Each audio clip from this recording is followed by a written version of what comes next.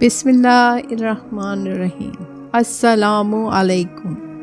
حضرت ابو ہریرہ رضی اللہ تعالیٰ عنہ اللہ تعالیٰ سے مروی ہے کہ رسول اللہ صلی اللہ علیہ وآلہ وسلم نے فرمایا، قیامت کے دن بندے سے نعمتوں کے متعلق جو پہلا سوال کیا جائے گا وہ یہ ہوگا، کیا ہم نے تجھ کو صحت عطا نہیں کی اور ٹھنڈے پانی سے تجھ کو سیراب نہیں کیا؟ صحت اور ٹھنڈا پانی بڑی نعمت ہے۔ حضرت حاجی امداد اللہ صاحب رحمۃ اللہ نے فرمایا، میاں اشرف علی، پانی جب پیا کرو ٹھنڈا پیا کرو کہ ہر منہ سے شکر نکلتا ہے۔ ایک بادشاہ جنگل میں پیاسا تھا۔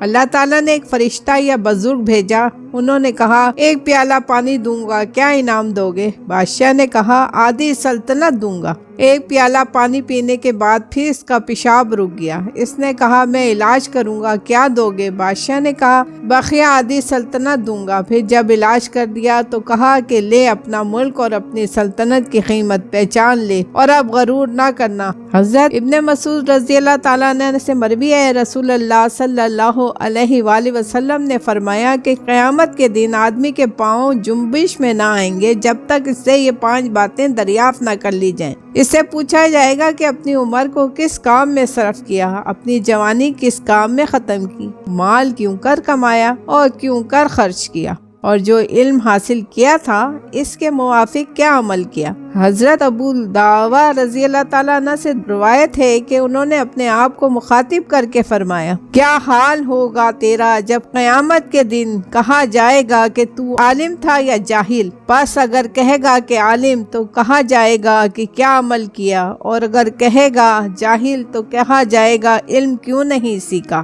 حضرت ابو ذر رضی اللہ تعالیٰ عنہ سے روایت ہے کہ فرمایا، رسول اللہ صلی اللہ علیہ وآلہ وسلم نے، جس بندے نے دنیا میں زہد اختیار کیا یعنی دنیا سے بے رغبتی کی، اللہ تعالیٰ نے اس کے دل میں حکمت پیدا کی اور حکمت کے ساتھ اس کی زبان کو گویا کیا اور دنیا کے عیب اور اس کی بیماریاں اور ان بیماریوں کا علاج اس کو دکھایا اور نکالا، اس کو حق تعالیٰ نے دنیا اور آفات سے سالم دارالاسلام کی طرف۔ بزرگان دین نے اسی حدیث کے پیش نظر فرمایا کہ زہد اللہ تعالیٰ کے راستے کا پہلا قدم ہے۔ جس بندے کو حق تعالیٰ اپنا بنانا چاہتے ہیں اس کے دل کو دنیا سے اچاٹ یعنی بے رغبت کر دیتے ہیں۔ اگر دنیا کی بے ثباتی اور فنائی اور بے وفائی سمجھ میں آ جائے کہ کس طرح بادشاہوں کو بھی چند گز کفن میں لپیٹ کر قبر میں کس بے کسی کی حالت میں لٹا دیتے ہیں تو دل دنیا سے کبھی نہ لگے، اور اللہ ایسے بندے کو اس بے رغبتی کی بدولت دنیا کے فتنوں سے محفوظ فرما کر جنت میں داخل کرتا ہے۔